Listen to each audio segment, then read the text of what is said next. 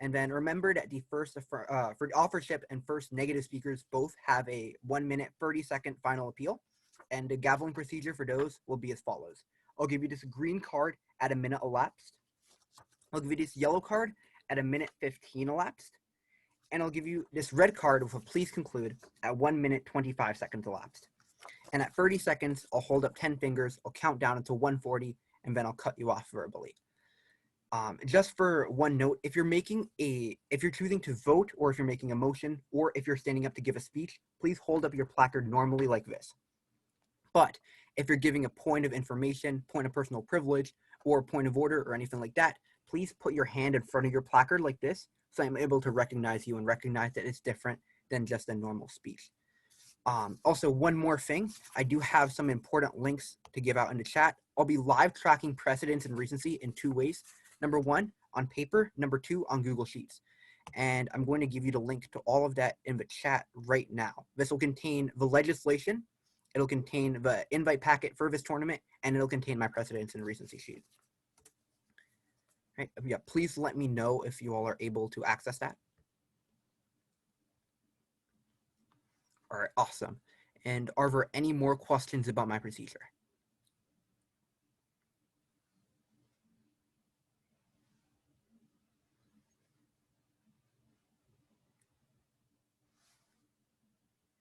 All right, so are there any other motions on the floor?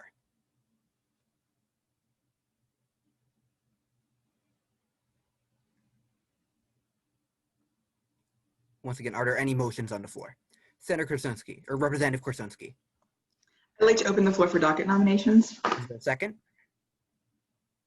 All in favor? Assuming unanimous consent, so ordered. Are there any nominations? Representative Lori. I'd like to nominate docket A, consisting of prelims 1A, a bill to ban weapons sales to Saudi Arabia, and 1B, a bill to rebuild America. All right, is there a second? All in favor? All right, assuming unanimous consent, so ordered. Are there any other nominations or any motions on the floor? Representative Korsunski. Motion to close the floor for docket nominations. Is there a second? All in favor? Assuming unanimous consent, so ordered. The floor is now closed for docket nominations. We'll be going off of docket A, considering that's the only docket, consisting first of Saudi Arabia, then rebuilding America. Is there a sponsor present? Representative Bai, you have the floor. I thank the chair. My name is Representative Bai, spelled B-A-I, like it's on the screen. I'm pretty sure my judges have told me that they're always ready. So if you're not, just give me any type of indication. But it looks like y'all are ready, so I'll begin. And just for reference to the chamber, the PO is always ready. You don't need to ask. And I'm gonna be timing myself too. That's perfectly fine.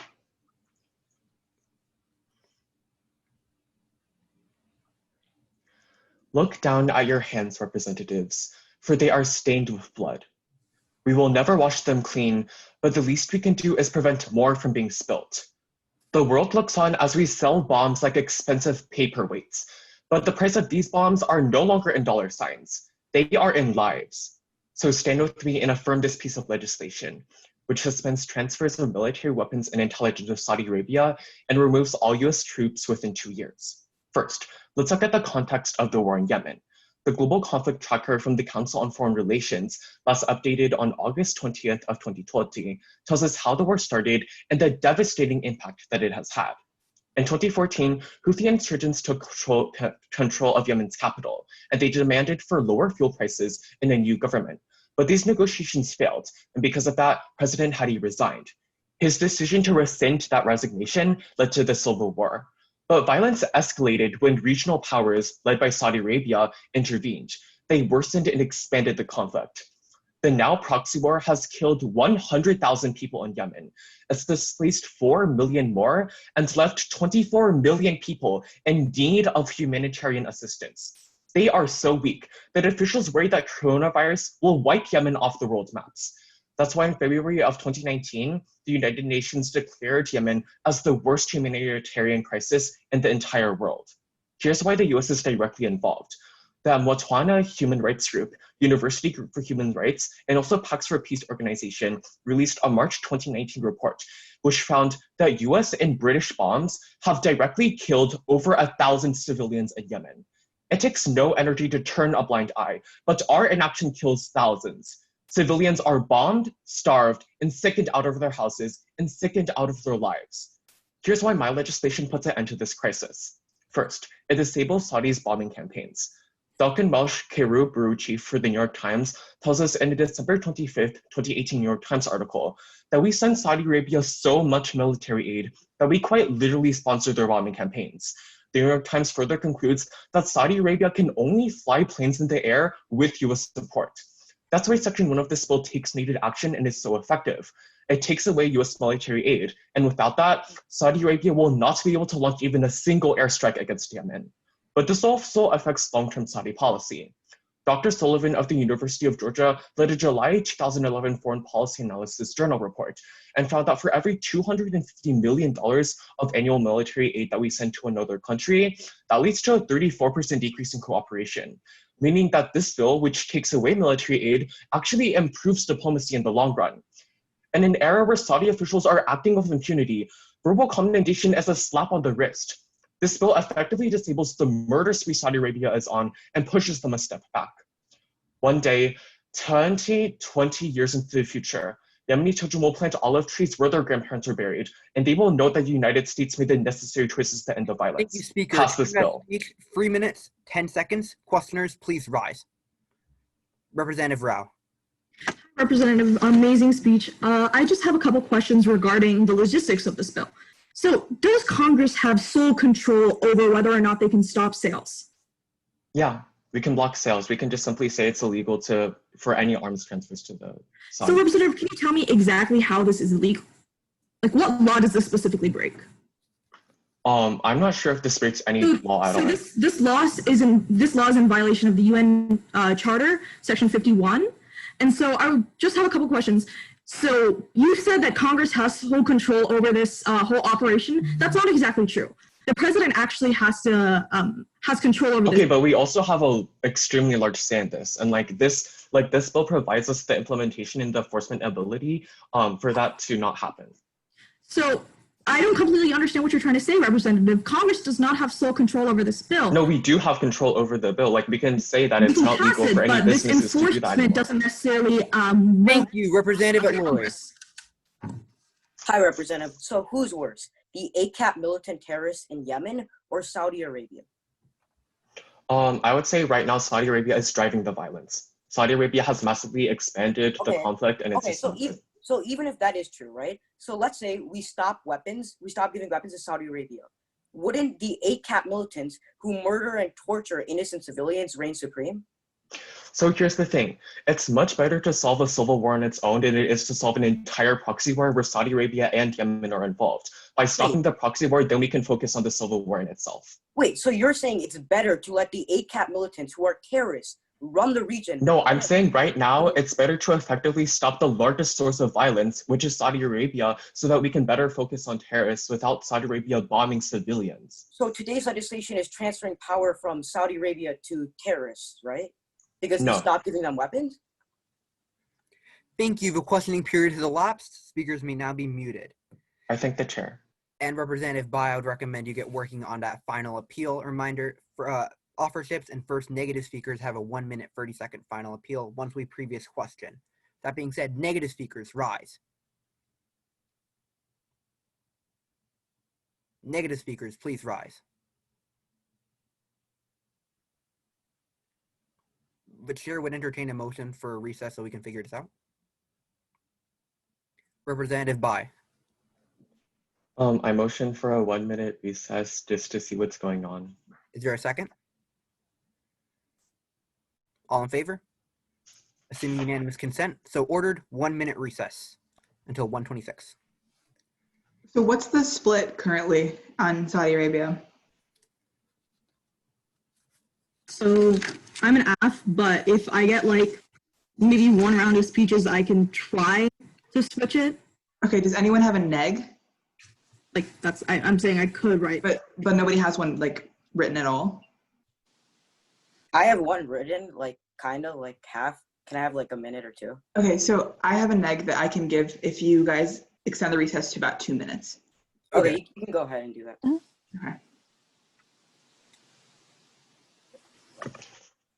Okay. So motion A representative by state that.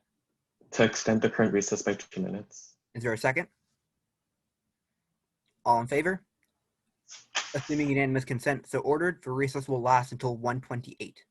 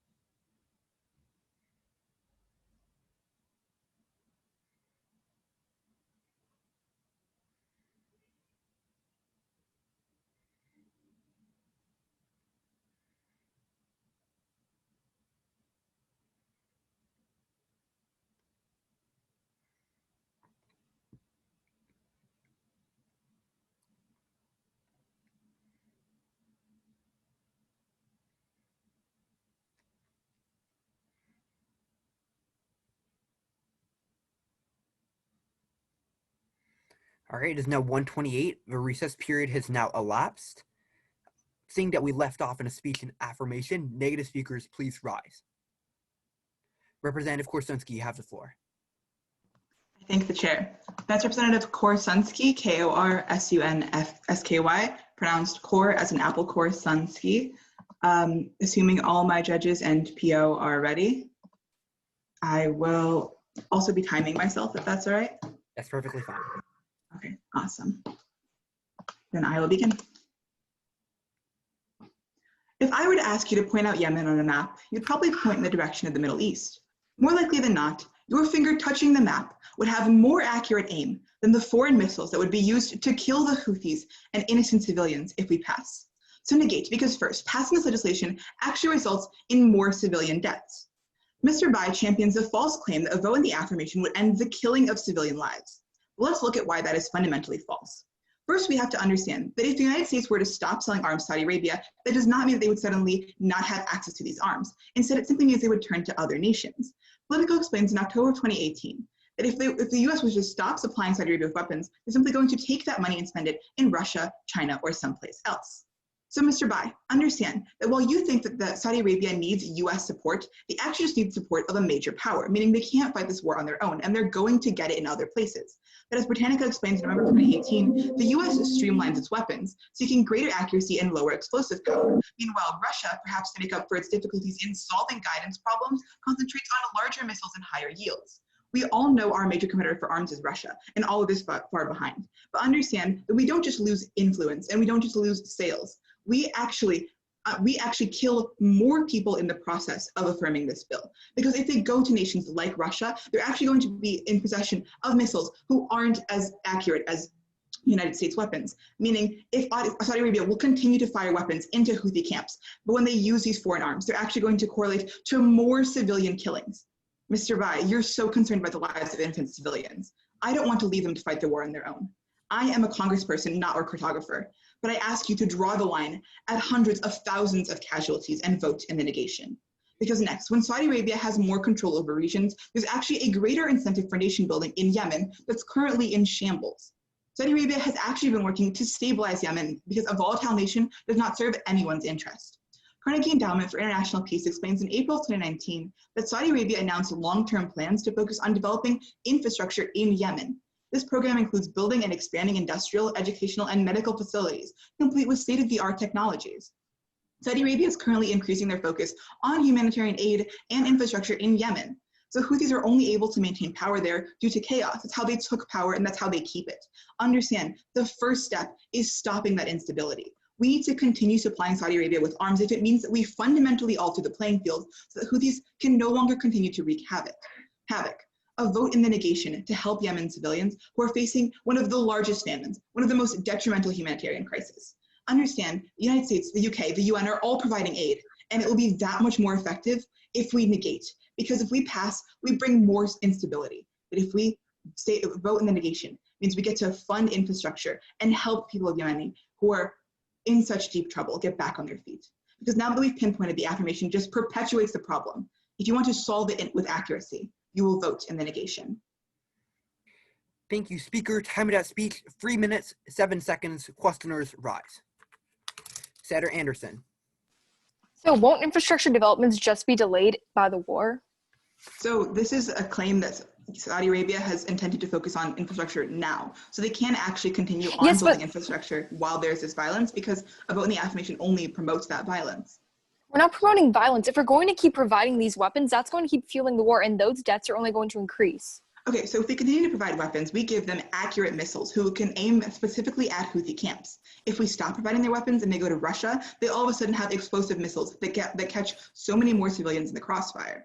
Okay, but currently we have to deal with the crisis of all these children and these civilians being killed in Yemen because of the current aid that we're providing. It's not because of the aid it's providing. In fact, if we stop providing that aid, we're only going to see more casualties of women and children. But we're providing billions in weapons sales to Saudi Arabia. So if we cut them off, they're just going to spend billions of dollars in other nations. But what about the contractors making money from these? Representative, they will still be having the same access to missiles. They just won't be as accurate. Thank you, They're not Senator going to in a vote in the Senator affirmation. Lurie. Hi, Representative. So with the weapons that we are giving that you're saying are so accurate, has Saudi Arabia been killing civilians? Saudi Arabia has been aiming to kill Houthis, but civilians are getting caught in the crossfire. Yes, exactly. Thousands of lives are dying because of the weapons that we are giving Saudi Arabia. A vote in the affirmation kills hundreds of thousands more. You yourself said that Russia is way more advanced in weaponry than we are. No, I said my evidence clearly stated that the United States weapons are far more advanced than Russia's. They're much more accurate. Even with the advancements of weaponry, how come Saudi Arabia is still using our weapons to kill civilians? Our weapons are much more precise. So understand the vote in the affirmation doesn't stop them from shooting missiles. It just stops them from shooting American missiles. But let's say your point is right. Has the Saudi Arabian government been a trustworthy partner to the United States? Saudi Arabian government is actually a partner that we need to maintain in order to maintain our influence in the Middle East. But have they been a trustworthy ally? They are a necessary ally. Thank you. The questioning period has elapsed. The speakers may now be muted. Let me just go over a few quick things before we move on to the next speech. First, make sure to turn off your notifications so that those don't ring out when you're speaking or questioning. Number two, make sure that once I give you that hard stop after at 1 minute and I cut you off, please stop talking because the questioning period has to move on to the next speaker. And finally, while you're questioning, please, after I call on the first speaker, please make sure to keep your placard up so I know that you want to speak. With that being said, affirmative speakers, please rise. Representative Naluri. I thank the chair. For the judges, that is Representative Naluri. Any indication when you're ready? Also, the PO is always ready. Okay.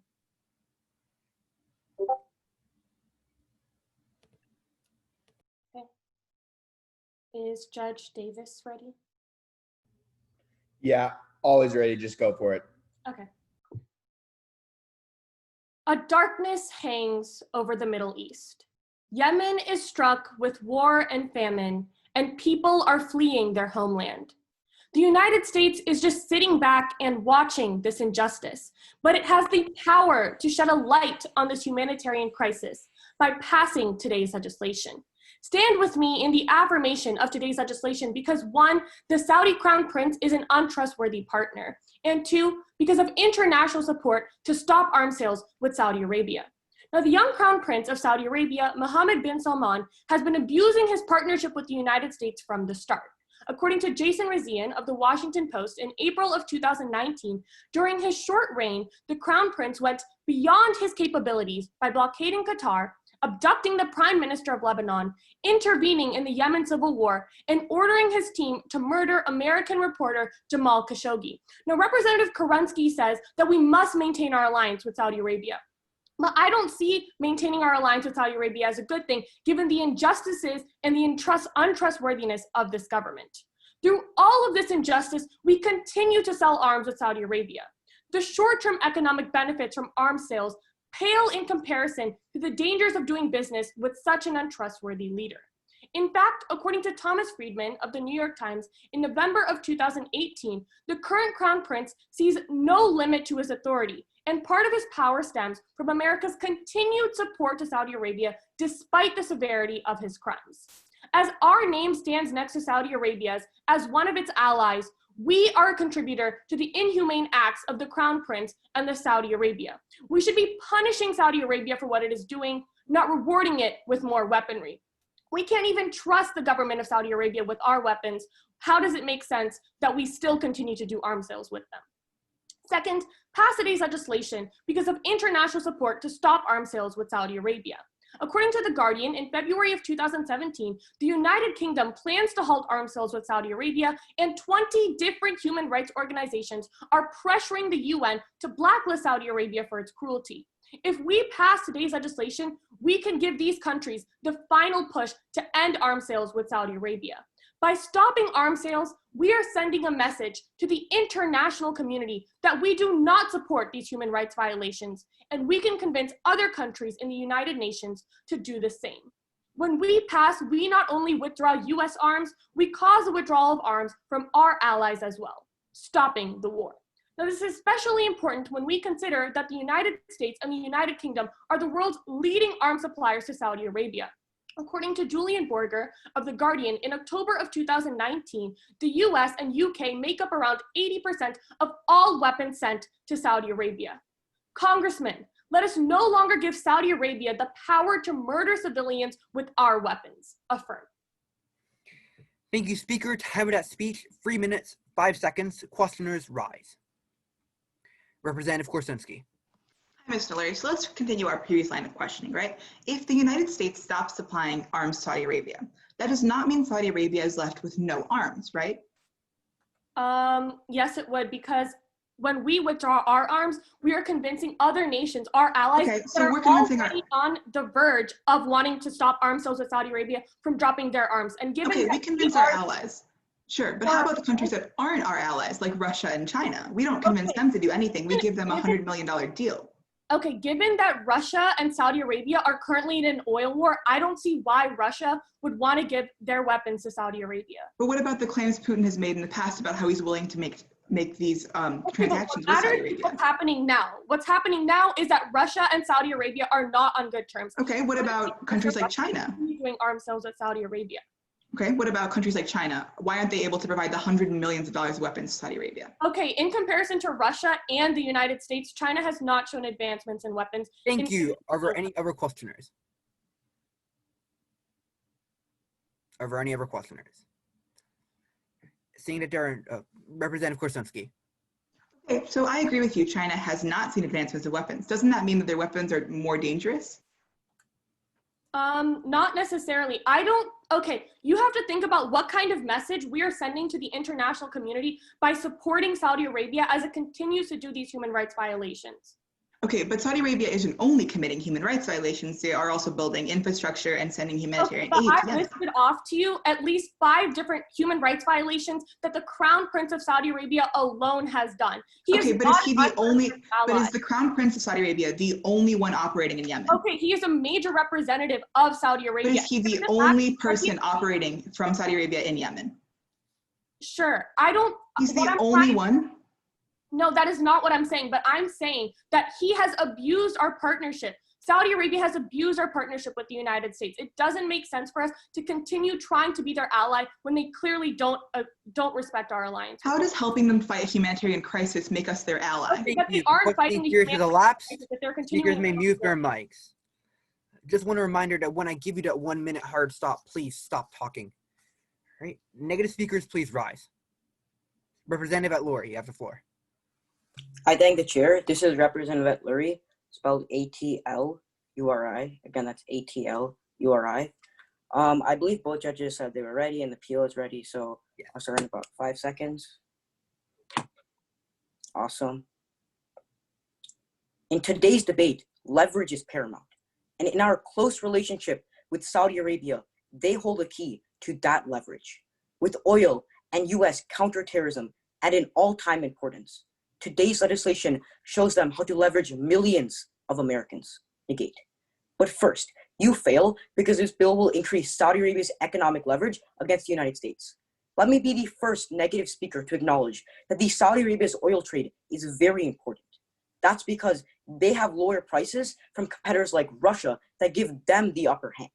That's important because the New York Times explains that the Saudis have warned they could push oil prices to $100 or $200 a barrel, an act that would plunge Americans and global economies into recession. Now, it's not only that. They have also suggested that United States defense companies could forfeit tens of billions of dollars in deals that could go to Russia or China. So Representative Bai, even if your legislation does save people in Yemen, hundreds of millions of Americans at home will have no jobs to wake up to. The impact means Americans are caught in the crossfire. Now, when we don't give them things they need, like guns, they simply won't provide us with the oil that we desperately need. We won't just see an economic downfall, we'll see a disaster in the long term. You must fail. But secondly, let's move to the impacts that we see when we go to the Middle East. You fail because it will remove a key Middle Eastern stronghold. Now, Saudi Arabia, since the Cold War, has been very important, not only for oil, but for counterterrorism. Representative Bai champions that his legislation will end Yemen conflict. But I'd argue you make it even worse, because with ACAP militants and Houthi militants who torture and slaughter civilians, the only way they're not pushing back against Saudi Arabia is because of our weapons. When we take them away, they will reign supreme. Brookings explains in May 24, 2016, that Saudi Arabia is actually playing a leading role in trying to stop funding to the Islamic State and Al-Qaeda Corps. One of the main examples is that they foiled the 2010 ACAP cargo bomb plot. Representative Nouri, you state that Russia and Saudi Arabia are not allies. That is categorically false. They are actually currently trading weapons with Russia. That means today's legislation gives Russia more economic leverage. That's so bad because that means they're going to have more leverage over the United States and we're going to lose billions of dollars to Russia weapons.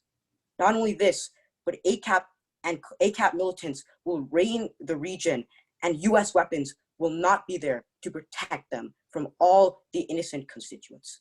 The key to leverage is inside today's legislation. When you fail, you destroy that leverage. Negate. Thank you, Speaker. Time of that speech, 2 minutes, 59 seconds. Questioners, please rise. That'll go to Representative Anderson. Okay, so you can't claim that the U.S. will be extremely hurt economically by withdrawing from Saudi Arabia, right? Yeah. But is Saudi Arabia our only source of oil? Right, they're not. But the whole point of that is not only do they have oil, but they are the only base in the Middle East that we can have intelligence. We can deploy our troops and help stability in the Middle East. Okay, yes, but we're also getting oil from other countries, from Canada, Right. Mexico, Russia, Right, Colombia. I understand, right? But if we stop giving them weapons, it's not just the oil. It's the counterterrorism that United States beliefs were founded on. Okay, yes, but these weapons that are going into Saudi Arabia, they're fueling the terrorist attacks within the nation and within Yemen. Right, I tell you that when you take away the weapons, what's going to happen is the ACAP militants and these terrorists are going to reign the region because Saudi Arabia won't have the weapons to defend in the first place. Well, not necessarily, because they're still like these different weapons are also funding Al Qaeda and different different local terrorist militias. So no, because they're not going to have weapons in the first place. Thank you, Representative Bai. Hi, Representative. So can you tell me why the conflict in Yemen is so bad in the first place? Right. So it's so bad in the first place because we've been giving weapons to Saudi Arabia and they have obviously been abusing them, which I actually agree with you. But the problem with your argument is when you take away those weapons, is that you incentivize these terrorists who are worse than Saudi Arabia to control the region because they no longer have the weapons to defend themselves. How can you say that the terrorists are worse than Saudi Arabia if Saudi Arabia is causing most of the deaths in Yemen? Like the conflict was bad before Saudi Arabia got in it, but it was manageable. But now it's just completely out of control. No, because what we're seeing in Saudi Arabia is a power struggle, right? We're seeing these Yemenis terrorists struggling to fight against Saudi Arabia. So either way, when you stop the sale of And weapons, Saudi Arabia contributes to that power struggle, right? Because they get other regional powers involved. but they simply can't defend themselves. Thank So you. The questioning period has elapsed. Speakers may mute their mics. Just one final reminder that once I give you that 1 minute hard stop, please stop talking. Affirmative speakers, please rise. Representative Anderson. I think the chair, that's Senator Anderson, spelled Anderson. I'm at the leisure of all those above me. I believe my PO is ready, so if my judges are good to go, then I'll begin. And for the PO's reference, I will be timing myself, if that's good with you. That's fine.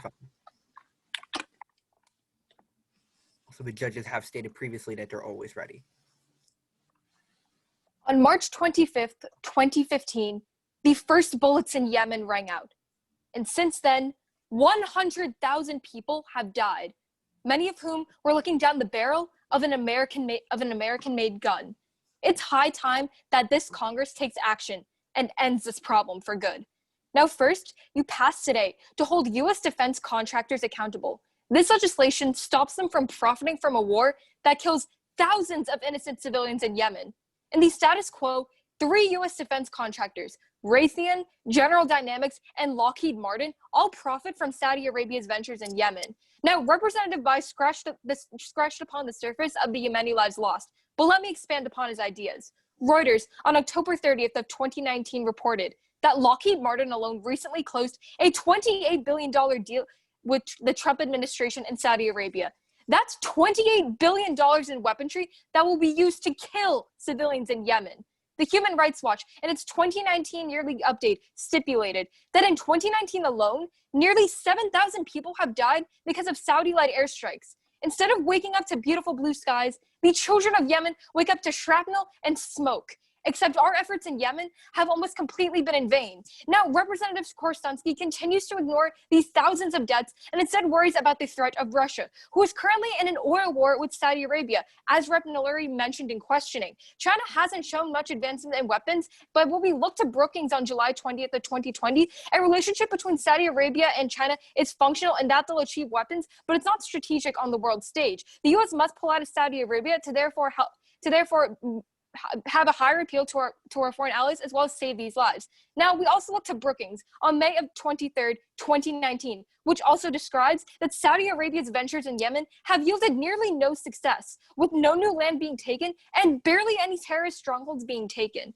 When the people of Yemen look out their windows, they don't see the flags of terrorists being burnt down. They see 2 things: their cities in ash and bomb fragments with the U.S. flag plastered on them. It's high time that we hold our contractors accountable for their actions, and you do that by passing today. Now, second, you affirm to stop funding terrorists. We look to financing arms deals that oftentimes end up in the hands of armed militia groups fighting terrorism, and we learned that it's doing the exact opposite. Our actions need to be stopped.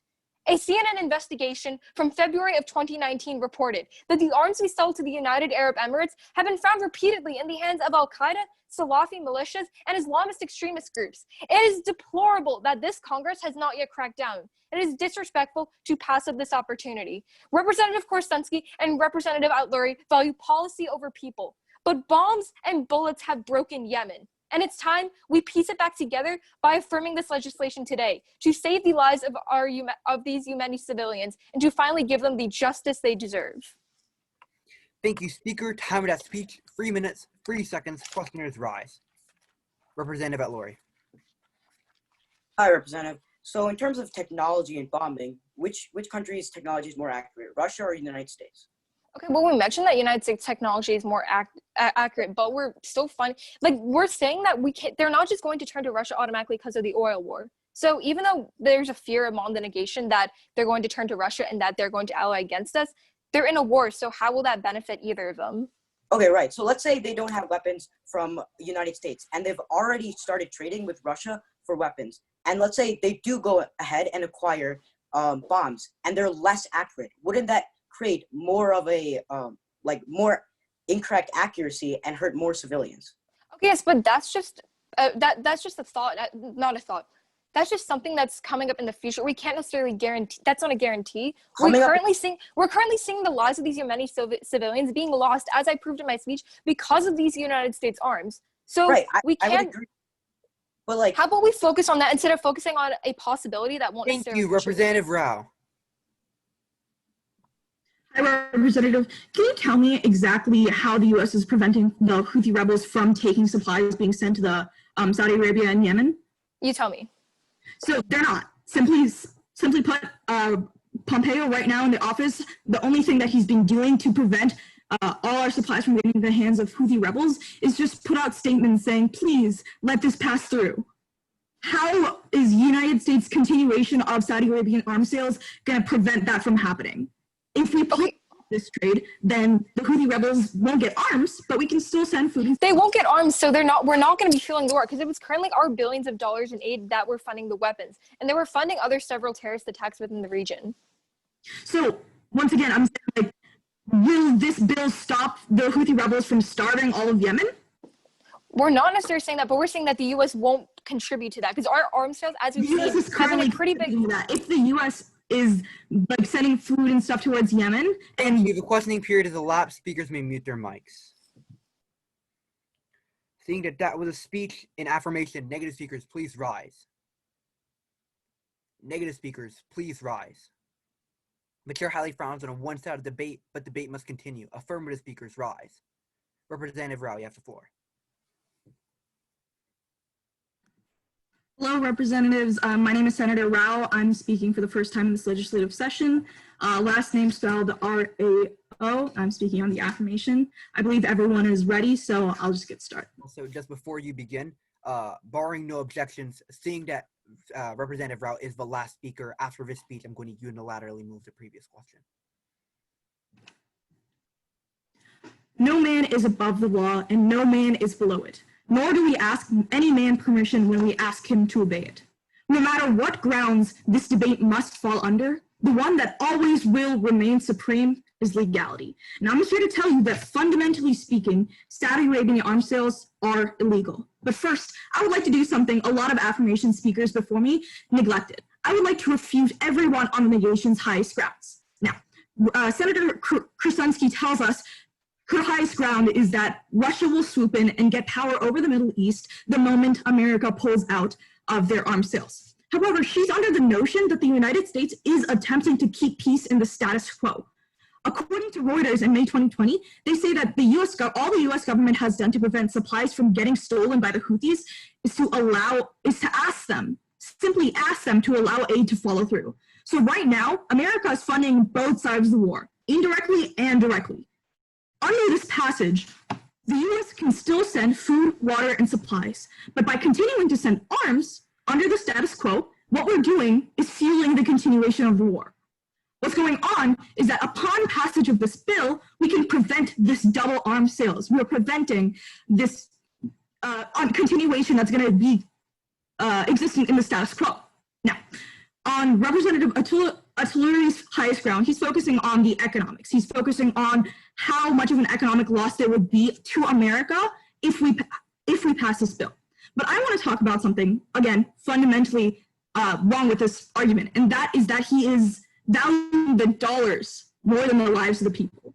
Though morality is a major argument of the affirmation, it simply outweighs the economics. Economics should not be valued over the lives of human beings, over the lives of people starving, over the lives of people just dying because of unnecessary bombings in Yemen. Representatives, all we're doing right now in the status quo is fueling both sides of the war, and that is why we affirm here today. But let's move on to my point about legality.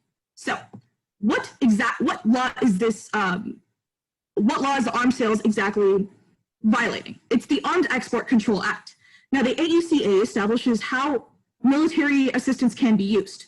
Number one, for legitimate self-defense. Now, Cornell Law School's publishing of the U.S. Code tells us that legitimate self-defense is one of the 5 instances that can be used for military assistance. And I'm saying self-defense because that is what President Hadi requested the arms for. So how is these arms sales in violation of the AECA? Well, because Yemen suffered an armed attack. So you get to use self-defense, right? And so self-defense is defined under 2 things, necessity and proportionality. Now, the American Journal of International Law tells us that on necessity, the widespread indiscrimination of international targeting of civilians serves no lawful military purpose and therefore is not necessary. And on proportionality, the systematic attacks on non-military targets does not deter legitimate threats. Representatives, what we're doing— Thank you, Senator. Time to speech, 3 minutes, 10 seconds. Questioners rise. Representative at Lori. Hi, Representative. So let's talk about alarms, right? So do you know how much percentage of American Air Force is given to Saudi Arabia? Right, so it's just about 50% of American F-15s, right? And as well as their tanks are almost entirely comprised of American tanks, right? So if we take that away, what is gonna happen? They're not gonna have the tanks. Okay, they're not gonna, okay, right. So that means the Yemenis terrorists, won't they start like killing and murdering these Saudi, because they don't have any weapons to defend themselves? Representatives, I don't think you fully understood my point. I'm saying that right now, if we're sending all these tanks and planes and stuff like that, Houthis are actually going in and ambushing this trade. They're actually taking those supplies from them. Right, so either in the affirmative or negative world, aren't those killings still going to be happening? Because you're still incentivizing. In the affirmative world, it's happening to a much lesser extent. How? Because aren't you still going to be seeing harm? I'm saying the net benefit out of this bill passage. Thank you. Are there any other questions? Representative Anderson.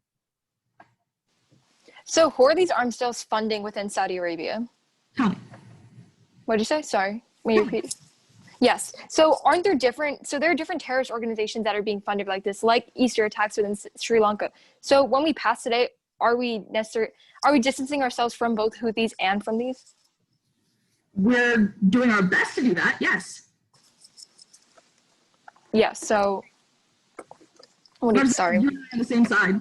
I know, yes, but at the same time, how are they being affected necessarily? So we have the Houthis, but we also have these terrorist organizations. Mm-hmm. By funding today, how are we necessarily cutting off that aid to all this and guaranteeing that it won't?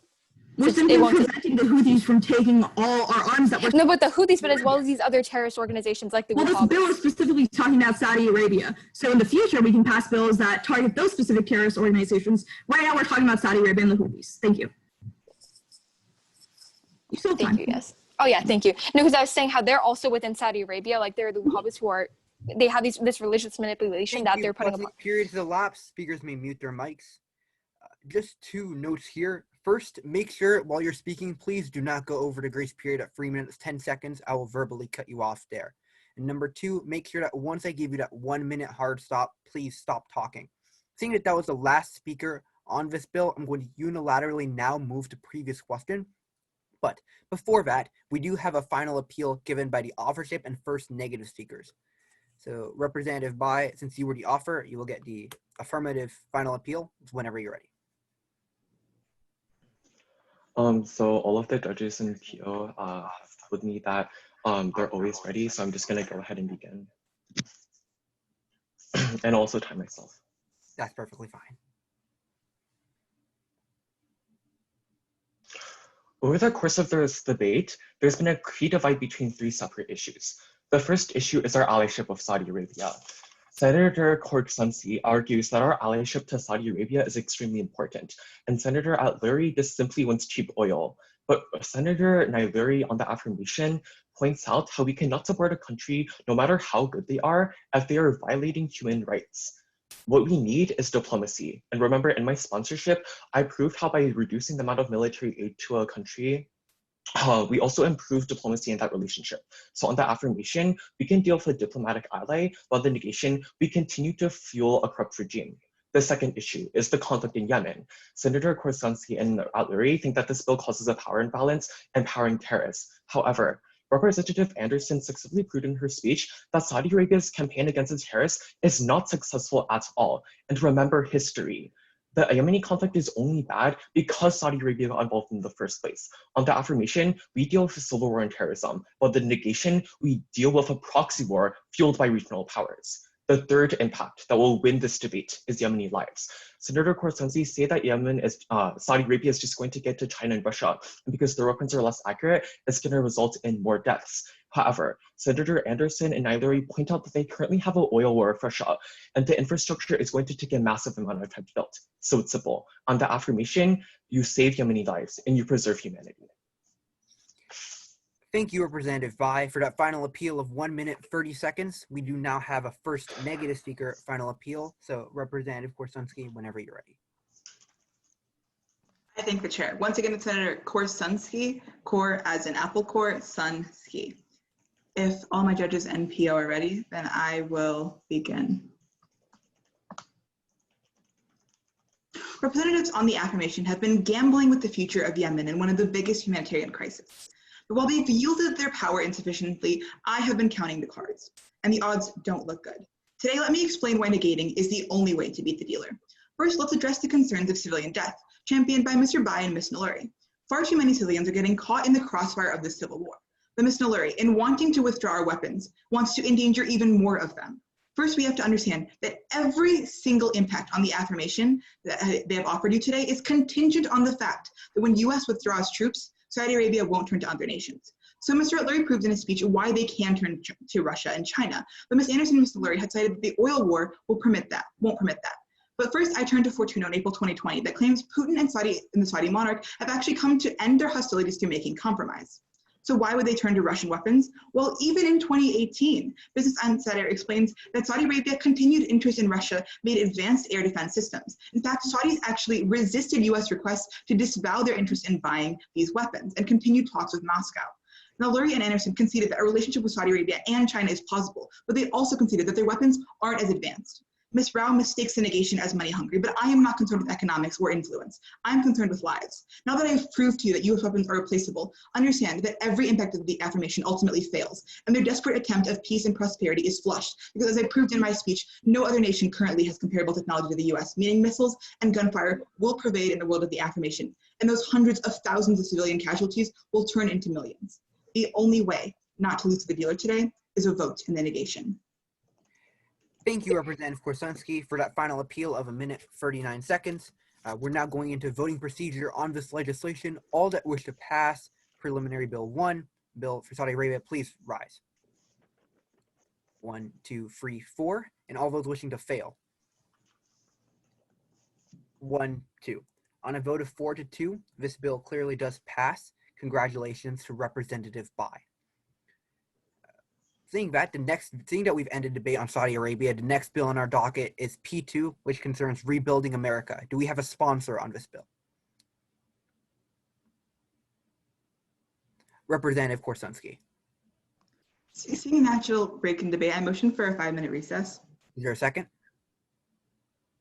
All in favor? Seeing unanimous consent, so ordered. 5-minute recess. That'll end at 2:08.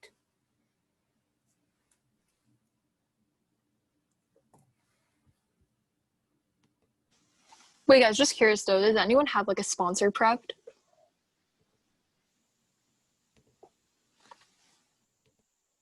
I think they may have left. Emma, you can ask that when they come back. Also, are my judges still here or did you guys leave? I'm still here. Okay, yeah. So since this chamber only has 6 competitors, for the last 2, you can just put like, I think me and maybe Christian Rodriguez who didn't show up.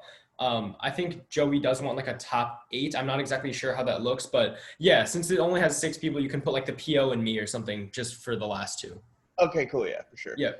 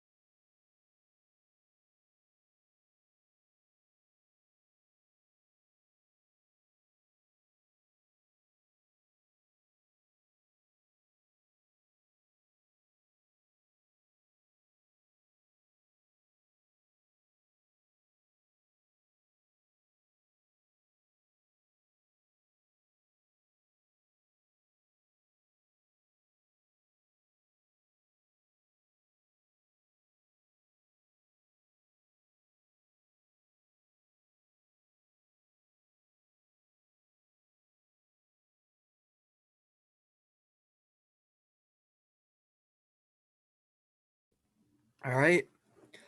The recess has now elapsed. It is 2:08 p.m. Eastern Time. So I do call this session back into order. Or I'll just wait until everyone gets here.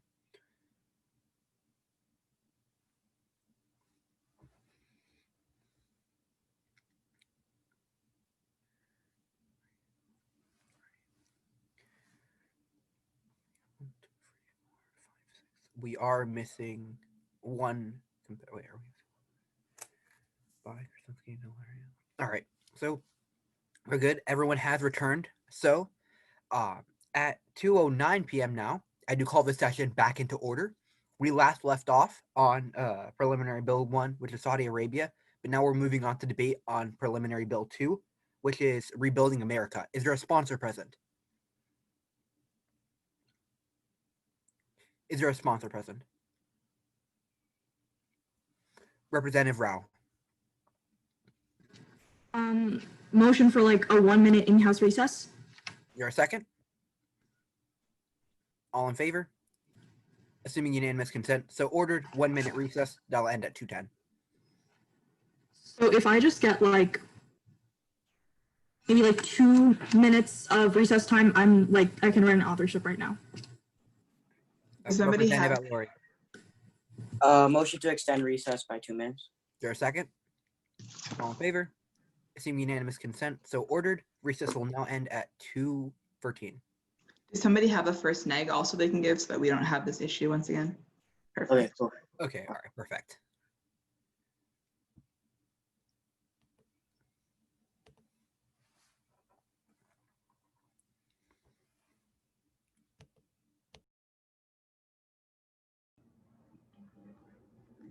Just a heads up for y'all from a judge standpoint. I'm not like trying to slander anyone and by any means, just like this is a helpful tip I want to give y'all, especially like eventually when we return to in-person tournaments. I don't know a single judge who doesn't love a person who stands up and takes a speech that no one's ready for. So like just a heads up, like me as a judge, like I always rank people like a little easier because I know you didn't want to give that speech and it looks really good. So just heads up, for future reference, it might be advantageous to be going in with first half, first neg, so you can be that superhero. Because like for me specifically, that looks awesome for me. But that's just a quick little tip I like to give out.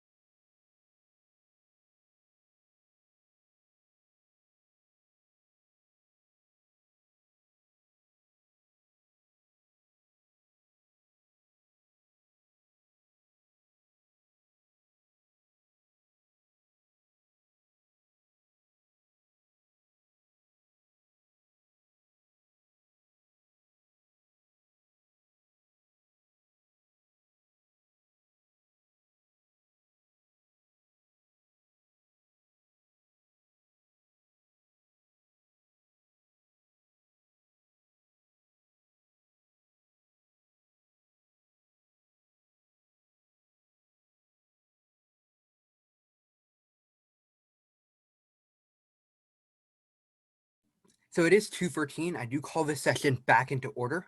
We'll be beginning debate on Bill P2, which is Rebuilding America. Is there a sponsor present? Representative Rao, you have the floor. Thank you, Representatives. My name is Representative Rao. I'm speaking for the second time in this legislative session. As your authorship, everyone's ready, so I'll begin. The $18 trillion US economy relies on our vast network of infrastructure, from roads and bridges to freight rail and ports to electrical grids and the internet provision. But the systems currently in place were built decades ago. Delays and rising maintenance costs are holding economic performance back. The notion of American progress is crumbling at the hands of the United States infrastructure. And today, with this bill, we can rebuild America. Now the council, so what's going on in the status quo right now with US infrastructure? The Council on Foreign Relations in 2018 tells us that the delays caused by traffic congestion alone cost the economy over $120 billion per year. Airports are another choke point. International tourism supports 1.2 million US jobs and brings hundreds of billions of dollars of tax revenue. But this study found that delays in these airport systems and avoided trips due to simply the poor state of the nation's airports cost the economy over $35 billion per year. Representatives, this is a major economic loss for both our citizens and our economy as a whole. Upon passage of this bill, we can take steps towards fixing this issue. Now, the American Society of Civil Engineers compiles a regular report card for the US infrastructure. In its 2017 report, the ASCE finds that the nation's infrastructure averages a D. Under this bill, we're requiring a minimum A grade from the ASCE, meaning that this bill requires good, well-developed, efficient infrastructure. And this bill takes the proper steps towards making that happen. Now, the conditions right now are below standard. They're significantly deteriorating. They're hurting people, they're hurting education, and they're hurting our economy as a whole. But upon passage of this bill, what we're doing is taking that $500 billion and putting it towards a severely underfunded member of our US government, the Department of Transportation, and having them funnel that money towards specific programs that will lead us towards improving our rails, our trains, our roads. By increasing the efficiency and reliability and lowering transportation costs as a whole, it boosts long-term US competitiveness and insulates the economy from further shocks in the future.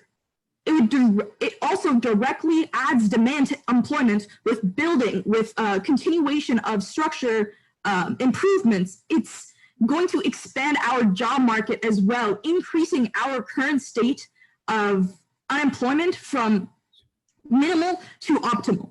Representatives, some 14 million workers will come out of just passage of this bill. 11% of the total US labor force will increase. All we have to do is pass this bill today. Let us continue American progress. Affirm.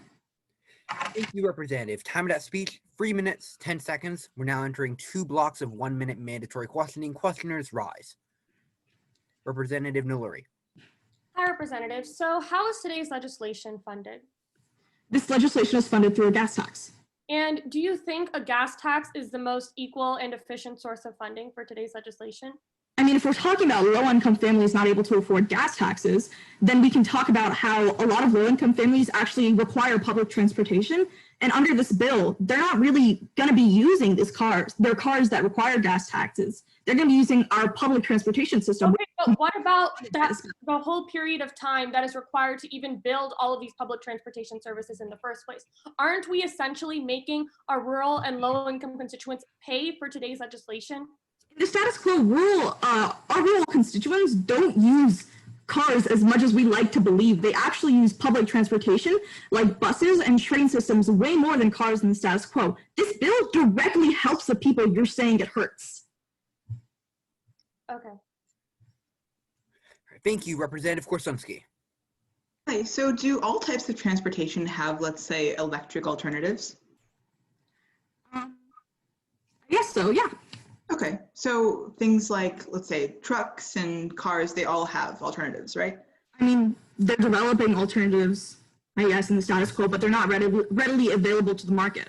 Okay, so say that there's people or jobs who can't switch to alternatives but need to drive. What happens to those people? They use public transportation that's getting funded with this bill. Sure, so the long haul truckers that are a key part of our supply chain are going to use public transportation to transport tons and tons of manufactured goods. Representative, they'd be using the freight trains and other modems of the rail system to actually transport these goods. And those workers can get jobs on those train systems as well, because those. So every single long haul trucker, every single purpose for long haul trucking can be replaced with freight trains. Yes, but they can also get those jobs on those freight trains. It's the same. And that's going to employ 8 million Question people? period has elapsed. Speakers may mute their mics. Just a reminder, when I give you that 1 minute hard stop, please stop talking. Negative speakers, rise. Representative Nuluri. I thank the chair. For the judges, that's Representative Naluri speaking for the second time today. In the negation, please give me any indication when you're ready. PO and judges have all indicated that they're always ready. Today's legislation is counterintuitive. We're trying to solve one problem, but creating another one in the process. While I agree with Representative Rao that improving our infrastructure is certainly important, this bill has one fatal flaw: how it is funded through the gas tax. The gas tax is an unequal and inefficient source of funding, which is why ultimately we must stand on the negation of today's legislation because, one, it disproportionately affects rural areas, and two, because a congestion tax is a better source of funding. Now, Representative Rao tells us today that this bill directly helps rural and low-income constituents, but let me tell you why she is so far from the truth. She tells us that rural constituents almost always use public transportation and therefore don't drive more. But according to the National Household Travel Survey in 2017, people in urban areas travel an average of 23 vehicle miles daily, whereas people in rural areas travel 33.5 miles daily. Because of the lack of public transportation options and lesser access to fuel-efficient vehicles, these rural households are disproportionately harmed by today's legislation because they have no other option to turn to but to use gas and drive. According to an article by Zia Wadood and Daniel Graham in the Energy Journal in January of 2010, rural households with one vehicle reduced their gas consumption the least due to a rise in gas tax because they don't have access to all the public transportation options and luxuries that people in urban areas have, and therefore they are forced to pay for the gas tax. Rural households are essentially forced to pay a gas tax, whereas people in urban areas have the luxury of using other fuel-efficient options to avoid it. We are indirectly targeting our rural constituents to pay for today's legislation, but we can get rid of this inherent disadvantage by using a congestion tax. Now, Representative Rao tells us that our current public infrastructure system is completely broken, and I agree. And she is absolutely right when it says that it is all rooted back to traffic congestion.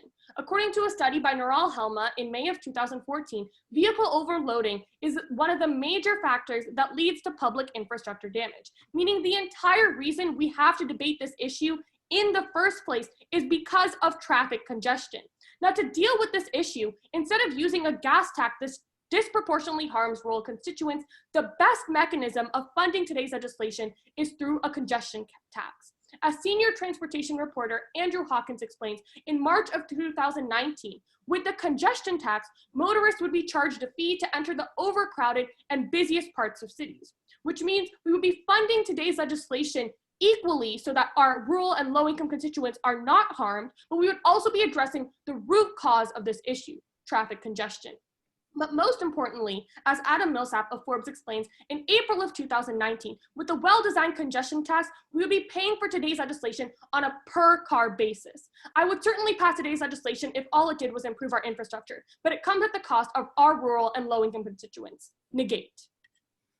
Thank you, Speaker. Time of that speech, 3 minutes, 8 seconds. Questioners rise. Representative Anderson. So is this legislation only funding repairs to public transportation? That is one major aspect of today's legislation. Yes, but it's also helping things such as roads as it's stated in Section 2. Can't we just use this funding to repair roads in rural communities?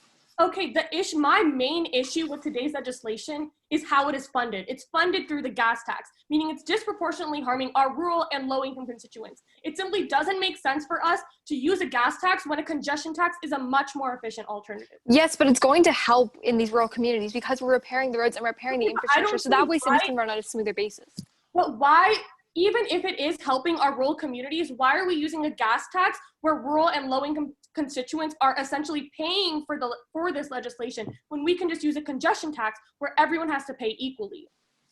But if the roads aren't repaired within these rural communities, won't that just continue to hurt them even more? They will be repaired. Regardless of the gas tax. If we fund through a congestion tax, they will be repaired. Yes, but this legislation, we're not in line to propose a congestion tax. Representative Bai. Hi, Representative. So urban city centers typically have more congestion, right? Yeah. And lower income constituents primarily reside in these centers, correct? Sure. So wouldn't that mean the congestion tax like disproportionately affects lower income Americans? Okay, so let me explain. The key word here is well designed. That doesn't mean that we're going to place all the congestion taxes in urban areas. We can apply the same concept to rural areas. It's all about design and making sure that it's equally efficient. Yeah, but if you're gonna have a heavier congestion tax in places that are more heavily congested, that still targets cities more, and that targets our lower income constituents more. The reason those areas are busier is because there's more people there. So of course there's gonna be more taxes where there are more people. There would be less taxes when there's less people. It's just by a per person, per car basis, not based on gasoline use. Okay. All right, the questioning period has now elapsed. The speakers may mute their mics. And just a reminder that at 1 minute, when I give you that 1 minute signal, please stop talking. And just for the authorship and first negative speakers, Representatives Rao and Naluri, I would recommend both of you get started on those final appeals that you'll have to give at the end. Affirmative speakers, please rise. That'll go to Representative Bai. I thank the chair. My name is Senator Bai, and I'll just go ahead and get started once I pull up my timer.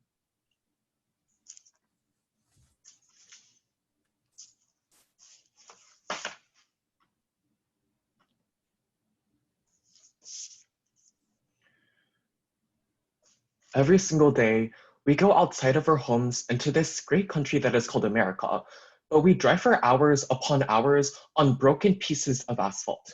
Our highways consistently earn D grades for the American Society of Civil Engineers, meaning that they operate poorly and inefficiently.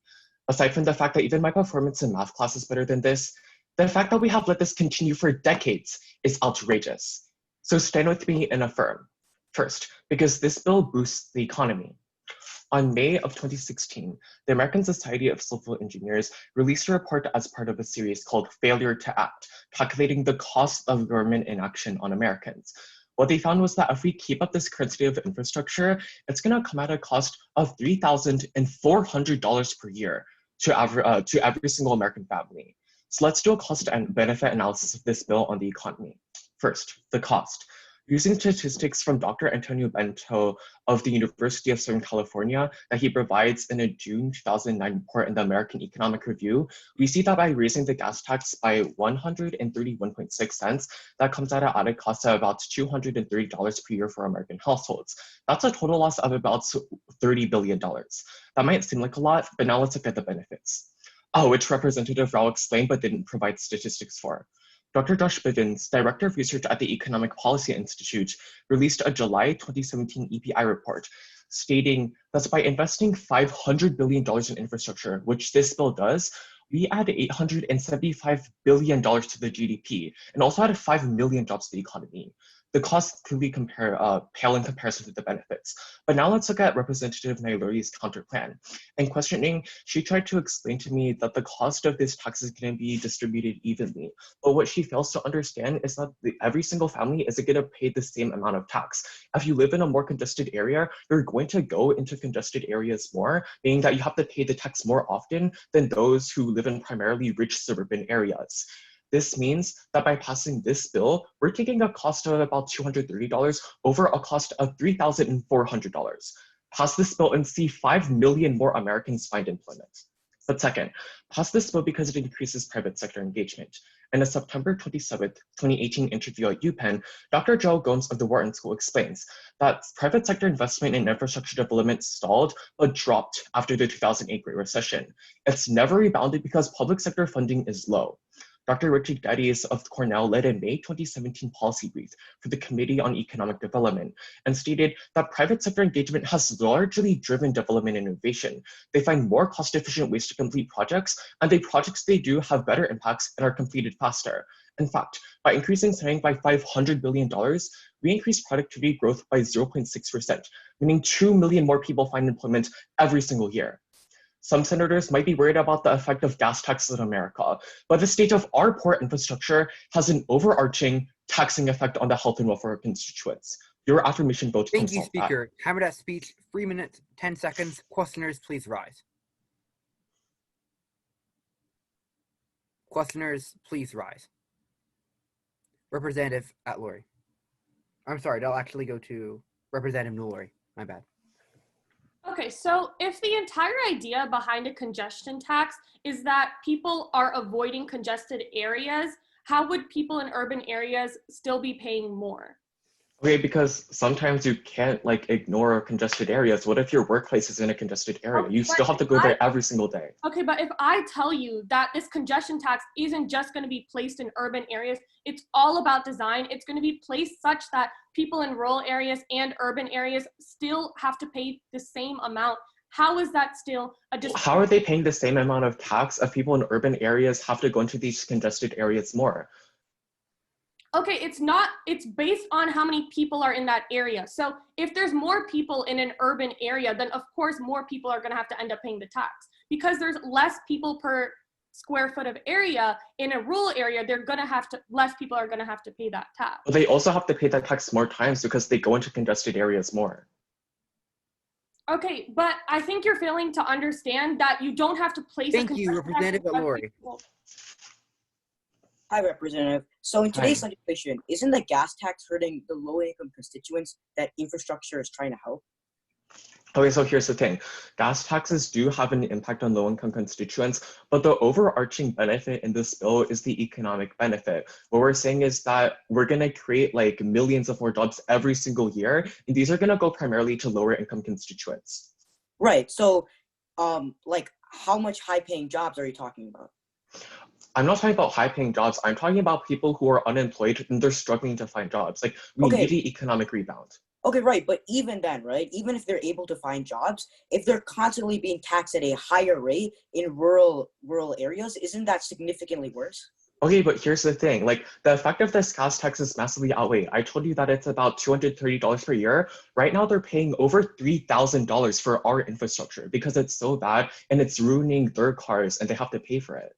Right, but even if it's that bad, right, how much of it, economically... Thank you. Questioning period is elapsed. Speakers may mute their mics. Just a couple of reminders. First, when you're questioning, make sure to keep your placard up all the way if you want to question so that I'm able to see it. Next, please make sure once I give you the 1 minute hard stop, please stop talking so we can move on to the next questioner or end questioning. And third and finally, if you want to exit the chamber, please make a point of personal privilege by raising your placard and putting your hand up like this. That being said, negative speakers, rise. Representative Korsunski. I thank you, Chair. Once again, that's Representative Korsunski speaking for the third time in legislative session. If everyone is ready, which I assume they are, then I will begin. Perfect. Today's bill is just as elementary as the Lego building blocks we once played with as kids. It's a laughable attempt to throw money at an issue that needs to be rethought, not just rebuilt. A vote in the affirmation is no more productive than a destructive toddler knocking down an old tower of Legos. We have no choice but to negate. Because first, a gas tax disproportionately harms our distribution cycle. Representative Rao, in questioning, assured us that the gas tax won't be harmful. And when I asked her if every type of car or truck has electric alternatives, she assured me they did. So let's examine why, ultimately, that's just false. The affirmation has been rampantly ignoring one crucial sector that's been overlooked in our country for decades. According to the American Transportation Research Institute, in 2018, fuel costs are 22% of all trucking expenses. And this makes sense because truckers have to travel long distances for the job, which means that gas tax impacts them disproportionately due to their lack of alternatives. Words Intelligence explains in April of 2019 that long haul will be the last to see electrification because they need fuel cells to get the range they need, and those are still in development. The big unknown here is infrastructure for refueling, which will further delay electric truck adoption. So this tax will punish a crucial link in our supply chain. We need long-haul truckers to deliver essentials, especially in a national pandemic. And these essentials have just as much of an overarching effect on every constituent as infrastructure, Mr. Bai. We cannot afford to break that link between wholesale and retail. This hurts an industry that employs 8.7 million people when people are already struggling to keep jobs. So Ms. Rao, unless you can tangibly prove to me that 8.7 million people will suddenly be able to be employed solely by freight trains, I am not satisfied by the 5 million jobs Mr. Bao promises, and I refuse to take reckless actions that will harm the very constituents we're meant to be representing. So today, the affirmation attempts to build a tower with no thought, no foundation, without acknowledging that it will inevitably come crumbling down. We negate because next, water gradation must be prioritized when it comes to infrastructure reform. I'd like to once again draw attention to Ms. Rao, who when giving the authorship of this piece of legislation, mentioned every area of infrastructure she could think of, from roads to airplanes. But not once did she mention water infrastructure, but she's not alone. Just like we overlooked workers in one of the most valuable industries, we also overlook one of our most vulnerable infrastructure sectors. That simply isn't sustainable anymore. The American Action Forum explains in June of 2015 that spending on highways compromised 48% of federal share in 2014, broadly consistent with historical averages. But water resource spending, such as dams and levees, has declined as a share of the budget steadily since 1956. That's 64 years that we have been prioritizing our water infrastructure. Water gradation is essentially polluting bodies of water. This is still an issue today faced in areas of the country like Flint, Michigan. And the belief that this legislation could actually help in cases like this, it just simply isn't true because the argument is contingent on the fact when we invest in infrastructure, it goes towards water gradation. But in the past, when large amounts of money have been allocated towards making all infrastructure higher quality, it ends up simply going to roads and highways, especially because Ms. Rao's bill is overseen by the Department of Transportation, and the chances of utility companies getting these necessary funds are very low. So you might think that some improvement is better than none, but I have no interest in throwing money at an agency that has already proved it can't implement tangible change. When our Congress stands idly by as our Americans choke on their poisoned water, we might as well be the ones handing them the cup. Negate. Thank you, Speaker. Time-minute speech, 3 minutes, 9 seconds. Questioners rise. Representative Rao. Hey, Representative, you talk about the water being a major issue in our United States, but isn't the water part of infrastructure?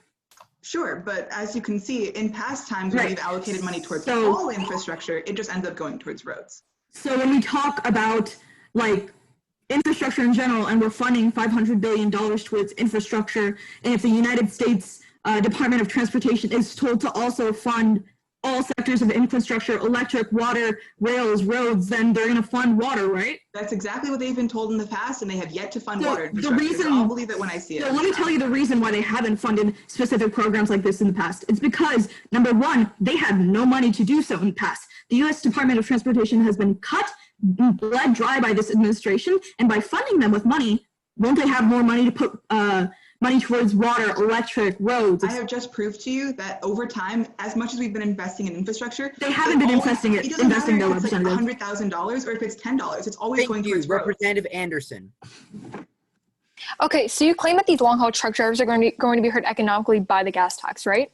Yep.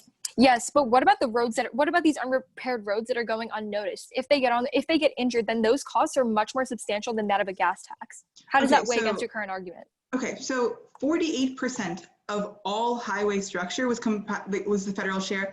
40% of all the federal share towards infrastructure was spent on highways. Our highways are not going ignored.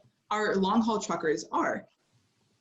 Okay, but currently we don't. This legislation provides the adequate funding because currently we're lacking at 2/3 of an amount of funding because currently we're only funding about We're only spending about $89 billion in infrastructure repairs. This legislation provides $500 billion, which will repair these roads. I have no interest in throwing money at an agency that has already proved to me that it can't make But we're going to repair these roads so that way then they don't have to suffer the economic consequences of potential injuries as a result of even if the roads are better, they still pay the gas period tax. is now elapsed. Speakers may mute their mics.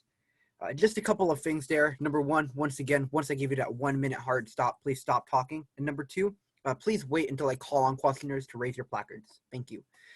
That being said, affirmative speakers, please rise. That'll go on precedence to Representative At-Lurie. I thank the chair. This is Representative At-Lurie speaking the affirmation. Again, that's spelled A-T-L-U-R-I. It's A-T-L-U-R-I. I believe the judges said they're ready, so let me start about 5 seconds. When this country turned into the 21st century, a mysterious cloud appeared right above us, a cloud that would emit the deadliest crack of all, ignorance. For far too long, this country, this Congress has overlooked the past while forgotten the effects of the future. Let's finally take a right turn on lane Restore America and leave the cracks of the negation to crumble. So first, let me address some of the main negative arguments in today's round. First, starting with Representative Norrie. She champions the harms of the gasoline tax on rural Americans. But I would argue at the end of this debate, if I prove to you that we increase the standard of living and the number of lives, that is the biggest impact in today's round. Let's see why. The World Bank in August 10th, 2017 explains that the United States is forecast to have the largest infrastructure investment gap. That difference between investment needs and current trends in investment is 3.8 trillion, double the next largest of China, that's at 1.9 trillion. That tells you that the US isn't even somewhat close to our predecessors like China. Today's legislation changes that narrative. In fact, McKinsey Global Institute in October 2017 reports that fact-based project selection, streamlined delivery, and optimization of operations will actually close this gap. Because by affirming this bill, Representative Rao, you not only increase the competition, you save lives. So Representative Early, under the negative world, you ensure that our children don't have to grow up in a world of shambles, but a world where they can access schools and hospitals without putting their lives on the line. Don't let our constituents pay the price of American ignorance, affirm. But secondly, you pass because it'll promote economic growth by creating new jobs. Now, Representative Corzanti showed her concern of the food chain because of truck drivers after the tax. So let me address those concerns. First, the roads themselves that they drive on don't have the necessary funding. Today's legislation gives them the funding for those roads because without the roads in the first place, they're going to have more economic disadvantages. Economic Policy 2 in July 1st, 2018 corroborates that a debt finance $250 billion annual investment in infrastructure boosts GDP by $400 billion and overall unemployment by 3 million net new jobs. Now, the riveting impact, as heard by Representative Bai, is that we see that jobs and GDP is going to help everyone. Representative Nuri, you're not just going to see rural Americans suffer, you're going to see the United States thrive with millions more jobs. Because even on your highest grounds, the only remaining impact is lives. Let's save them. Let's finally watch our country rebuild and affirm. Thank you, Speaker. Time to speak, 2 minutes, 50 seconds. Questioners, please rise. That'll go to Representative Korsunski. Mr. Hitler, do you drink water? Sure. Do you use your sink? Sure. And all Americans do, right? Yeah. Okay, so say that we want to help everyone, right? That you said in your speech you want to help everyone. Isn't everyone impacted by water gradation? Right, I completely agree. But the problem with that argument is, like, when you talk about water degradation, right? Today's legislation is going to do, as stated in the bill, it's going to help infrastructure. Water is part of infrastructure. Okay, so you're saying that when we give it money to infrastructure, it always gets allocated towards water? Right. In the past? No, because we've never given $500 billion in one payment. But we You can't just base past precedent and say what's going to happen in the future. Like, we don't know what's going to happen. But we have given substantial funds before. Right, but we haven't given $500 billion. You can't predict the future by Thank saying you, Representative Nuluri. Okay, so you say in the negative world, lives would be lost. How would lives be lost if we simply just don't want to hurt our rural and low-income constituents and use a better source of funding to do the exact same thing? Right. So when you talk about rural and lower income constituents, like as I said in my evidence, we're going to be creating jobs and increasing GDP by 400 billion. So yes, even on your highest grounds, those change impacts are going to weigh out. Okay, just because rural and low-income constituents are benefiting with everyone else, that doesn't change the fact that you haven't given me one evidence. You haven't given me one evidence that states that rural Americans are going to be hurt the most, or yes, that's they going are. to. They drive way more. They don't have access to public transportation. They don't have access to fuel-efficient options. They simply have no choice but to use gas and drive. How are they still equally treated? Because we're still going to be giving them jobs and creating GDP by 400 billion. But how does that make it okay that we are Thank you. Those are going to Opening be period is going now to elapsed. Speakers may mute their mics. Just a couple of things here. Number one, once I give you that 1 minute hard stop, please stop talking. Number two, seeing that we do only have one speaker left after this speech, I'm going to once again unilaterally move to previous question. Negative speakers, please rise. Negative speakers, please rise. The chair highly frowns upon a one-sided debate, but debate must continue. Affirmative speakers, please rise. Representative Anderson. I think the chair, that's Senator Anderson, spelled Anderson, speaking for the second time in today's legislative session. Any indication when you're ready? I know my PO is always ready, and just making sure my judges are. And for the judges and PO's reference, I will be timing myself. That's perfectly fine. Lovely. Just a second.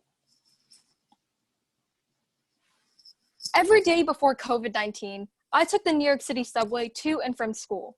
Now, there were always a few bumps in the road, but nothing like what millions of people experience every year. Between power outages or even lack of options, big problems are posed to our constituents who rely upon public transportation. That's why I'm so proud to stand on the affirmation today, to give these people the help they deserve.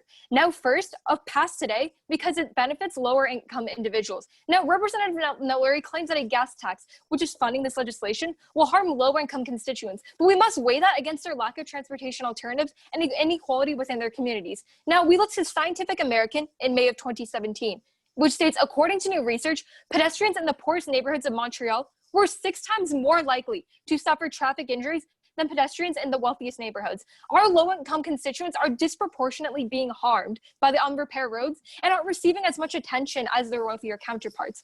Now, today, we finally grant them that economic equality they deserve. Now, we affirm today because it gives the Department of Transportation money to spend on public transport. In the status quo, low-income individuals across the country have been adversely affected by a lack of options.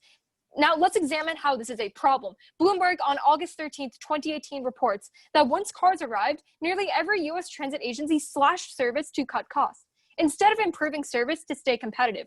This drove even more riders away, producing a vicious cycle that led to the point where we are today, where few Americans have viable alternative to ride buses or trains. When you pass today, you help give these people a viable alternative. Now let's look at exactly who you're helping. The American Public Transport Administration reported that 45% of Americans lacked public transport options, but many of them were lower income. This reduces their ability to go to work or school, and that's a problem no one should have to face in our modern world.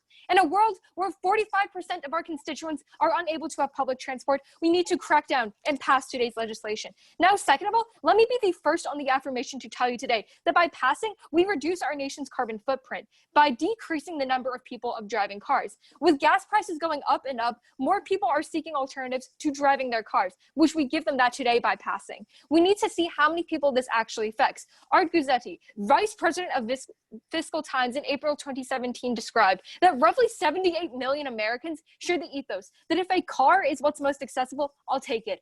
If public transport is what's most accessible, I'll take that. When you fund public transport, you make public transport more accessible. You make it the better option. And here's how that affects the environment. The Center for Climate Resources in 2019 stipulates that countries that invest in public transport reduce the nation's carbon emissions by 37 million metric tons annually. We reduce the carbon emissions around the country. Senator Korsunski, I understand your idea of these truck drivers and these long-haul rides, but we must look to the roads and these lack of options our lower-income constituents are facing. Representative Nellary, save our constituents today. Please look at the impacts and how they are suffering. Let's affirm. Thank you, Speaker. Time of that speech, 3 minutes, 7 seconds. Questioners, please rise. Representative Nellary. Okay, so generally speaking, what's more expensive, an electric car or a regular car? Usually electric cars are more expensive. Yeah, so with these low-income constituents who are living literally paycheck to paycheck, how can you assume that they have the luxuries of using these kinds of options? I'm not saying they have the luxuries. I'm saying they're being disproportionately harmed because their roads are often going. Their roads are going more unrepaired. So we must pass today because that funds the reparation of these roads. So are you saying that it's okay that low-income and rural constituents have to pay more for the gas tax just because they benefit? I'm not saying that, because today, if we don't affirm, we pay in human lives. The several lives that were lost due to road injuries. I'm not saying we shouldn't improve public infrastructure. I'm saying that today's source of funding is completely unequal and inefficient. I know, but so are the people in rural communities. They all have a lack of options. They don't have public transport available. So today, by repairing these roads, Which is why we should improve infrastructure, just not with Thank you, Representative at Lori. Hi, Representative. So let's say the gas prices increase. Where would a majority of the low-income constituents get their transportation from? you tell me. Right. So if a lot of them are in rural areas and public transportation simply isn't accessible. So how are they going to get to their jobs and other things that they have in their lives? We're still saying though, we're repairing these roads because at the time, like when they're driving maybe to work or school, these roads in these low income communities, as I mentioned, they often go unrepaired. And so while the gas tax may be this, it may be a bit pricey, but it's a much better price to pay than if they get injured on these roads. Because as we've seen in the past, we've had several Americans we're not funding these roads enough. If low income constituents can't pay the gas tax and they live in rural places and they can't get transportation, where are they going to go? No, but here's the thing, like they can't ride on these roads because they're unrepaired. Listening period is elapsed. Speakers may mute their mics. Seeing that was the last speaker on this bill and there's no one else who has yet to speak, I'm going to, as barring no objections, I'm going to unilaterally move to previous question. But before that, we do have authorship and first negative final appeal. So Representative Rao, you'll go first since you already offer whenever you're ready. Thank you, Representative Rao, for my final appeal speech.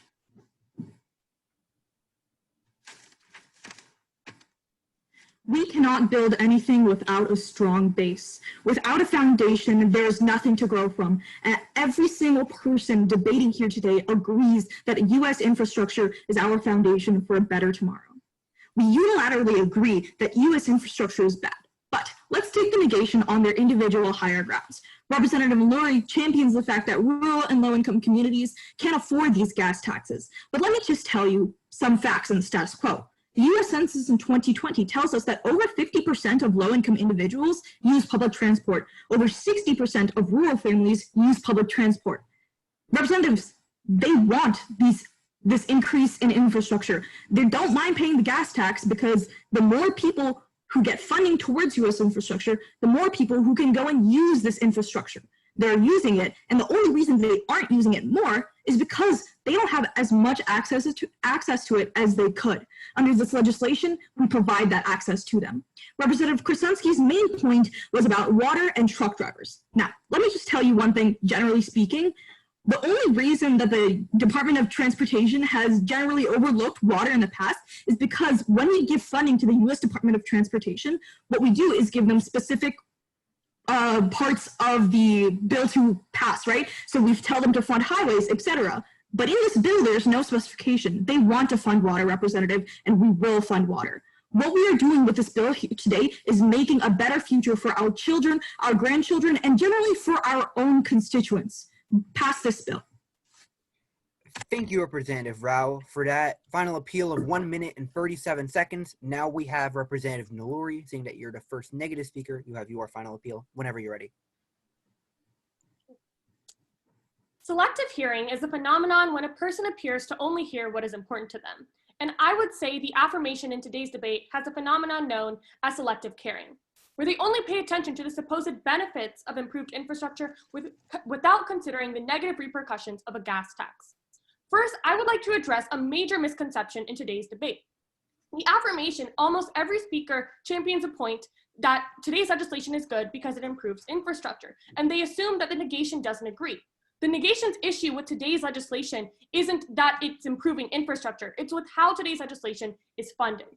I would like to first analyze a point championed by Representative Rao and Lurie, that rural and low-income constituents benefit the most from today's legislation.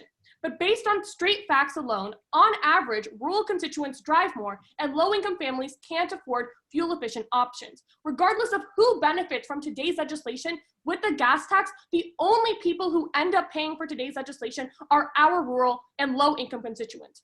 Just because rural and low-income constituents benefit from today's legislation with everyone else doesn't mean that they are the only people that have to pay for it. Lastly, I would like to address a point championed by Representative Bai that a congestion tax is unequal because people in urban areas are disproportionately affected. What he fails to understand is that urban areas are more populated than rural areas, which means, yes, more people will pay a congestion tax in an urban area, but that's because there are more people in an urban area. The logic is simple. More people equals more tax. Let us understand the inherent disadvantages of a gas tax and negate today. Thank you, Representative. Time to final appeal was 1 minute and 36 seconds. Seeing that both final appeals have now been done, we're going to move into voting procedure on Bill Preliminary Round 2, which is Rebuilding America. All those that wish to pass this legislation, please raise your placard. 1, 2, 3. All those that wish to, or 4. 1, 2, 3, 4. All those that wish to fail. 1, 2. Once again, on a vote of 4-2, this bill does pass. Congratulations to the sponsor, Representative Rao. We have completely exhausted the docket that we'd originally set, so I would encourage a motion for a recess. Representative Korsunski. Motion for a recess for 1 hour and 6 minutes. Is there a second? All in favor? Assuming unanimous consent, so ordered. 1 hour and 6 minutes. Please be back at 4 Eastern time. Oh yes, Mr. Davis. Oh, hey, oh wait, no, wait, have y'all already recessed yet? Like, are we recessed right now? Okay, cool. So, a couple quick things before I blast. I just want to say some stuff before the round is over. Great round, I was able to see. Thank you for letting me do that. Overall, I think one thing that would really, really benefit the chamber is contextualizing your arguments within the debate. Instead of just saying like Representative XYZ said this, but here's a bunch of cards, like you should kind of compare like, okay, what is the methodology of their argument? Or like, how does this argument, like, even if it is true, how does it compare to mine? Like, there's a lot of contextualizing you can do, but overall, I thought y'all did some pretty good refutations. I was really, really happy with that. So that's all I really have for y'all. So thank you so much.